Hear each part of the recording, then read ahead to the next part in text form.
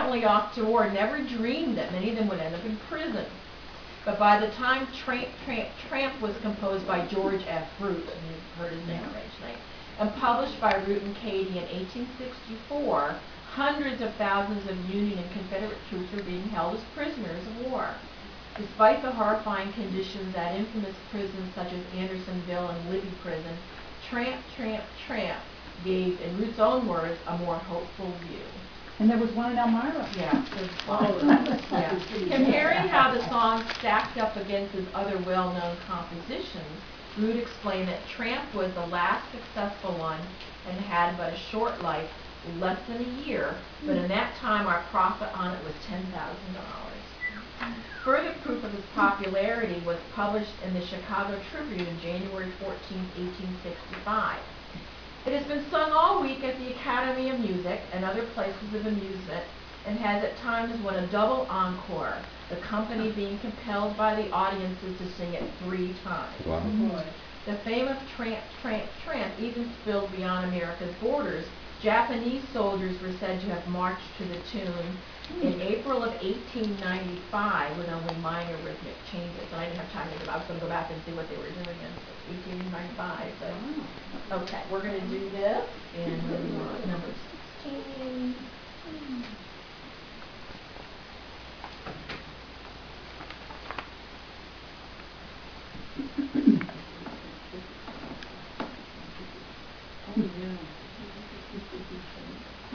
In the prison cell I sit, thinking, Mother dear, of you and our bright and happy house so far away.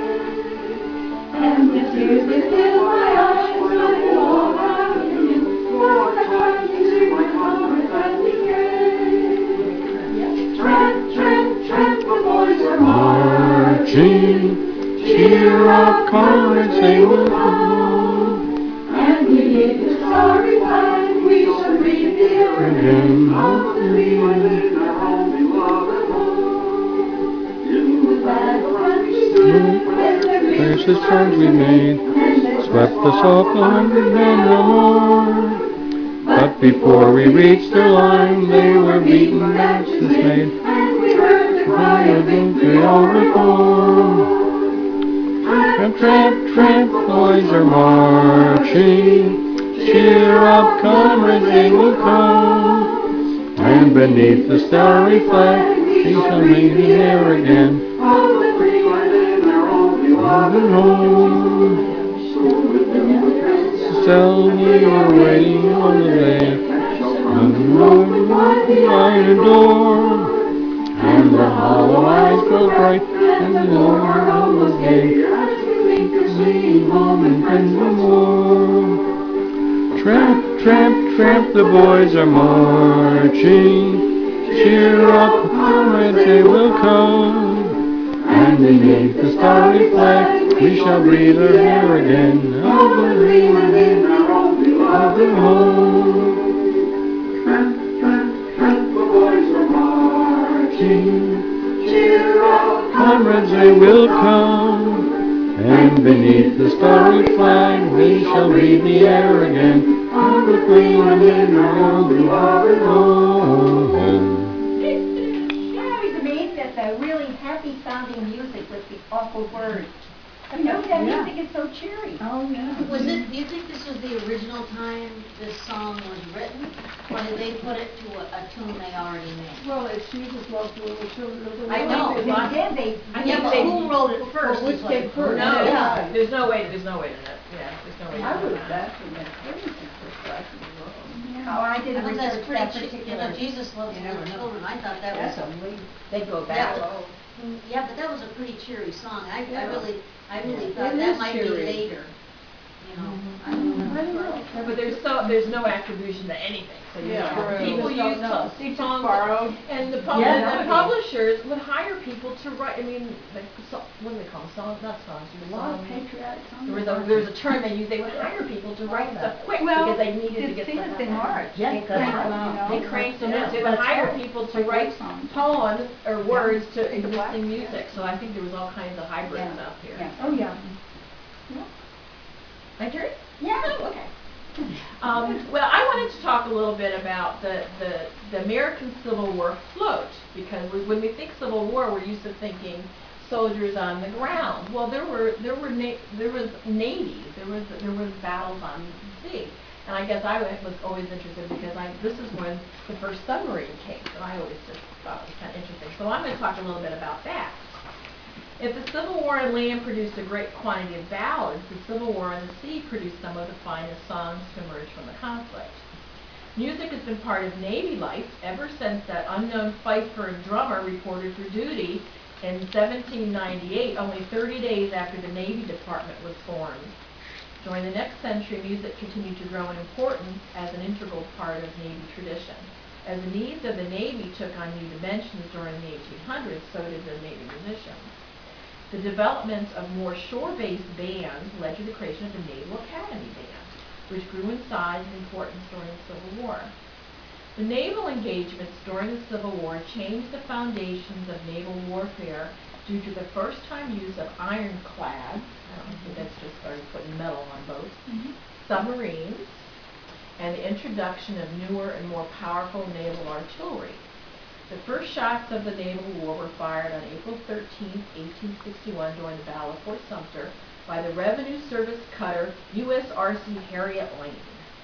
And the final shot on June 22, 1865, by the Confederate raider Shenandoah in the Bering Strait, more than 2 months after Lee's surrender of the Confederate Army. Communication was not really all of the ship-to-ship fighting put together totaled a little more than 1 week of battle out of 4 years of war. Amazing. Wow. For the Yankees and the rebel seamen, it was indeed a war of watch and wait as they sat on their ships. In warships of both the Union and the Confederacy, the shipboard routines were performed by the sound of shouted orders, boatswain's pipes or a drum, depending on the situation, and bugles sounded reveille, just like in army. At idle times in the afternoon or evening, the men might listen to music if they were fortunate enough to have a banjo or fiddler player on board. A larger ship might have some semblance of a band. On many vessels, minstrel shows or theatricals were staged in the early evening, written and produced by the men themselves. Black crew members performed in minstrel shows along with their white comrades. I don't know that it's especially known that there were 18,000 black sailors during the war, which was 15% of the Union Navy. So, okay. I'm going to talk about two different songs and play them for you. The first one is called Roll, Alabama, Roll. When the Civil War broke out, almost all of American shipping was in the hands of the North. In a massive effort to counter the effective Union blockade and to impair Northern economy and trade, the Confederacy set out to destroy as much Northern shipping as possible. The South had ships built in England, which were then sent to the Azores to be outfitted and armed. I don't know about you, but we're not used to thinking of Europe as being part of this war. This sleight of hand allowed England to maintain a shaky neutrality. I think they favored the South, but they wanted to hedge their bets, so they this was a subterfuge. They built the ships there, but they moved them to the Azores and got them ready to go. People picked them up in the Azores. The CSS Alabama was one of the ships constructed in England. In 1862, she sailed to the Azores and took on guns, ammunition, and coal. It set off on a 21-month, 75,000-mile voyage of destruction that made it the most successful commerce raider in history. Cruising near the Azores, it destroyed 10 U.S. whaling ships.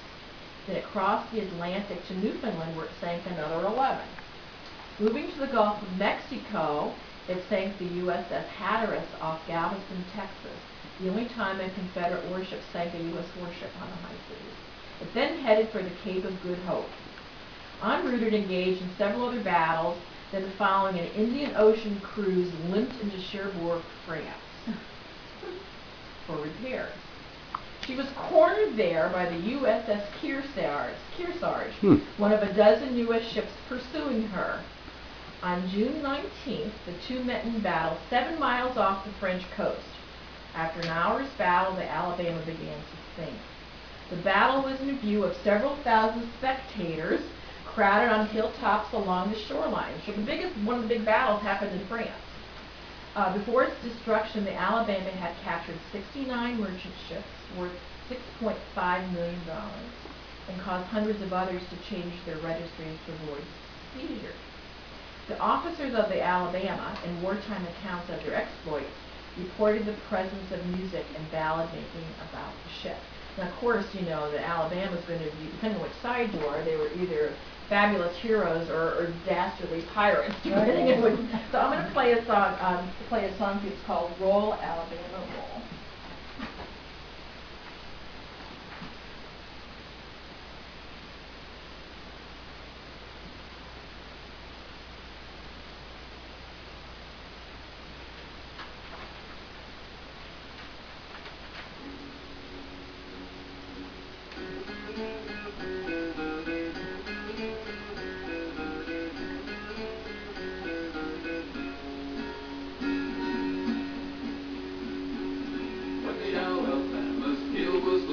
Roll, Alabama, roll. It was in the city of Birkenhead. Roll, Alabama, roll. They called her number 292.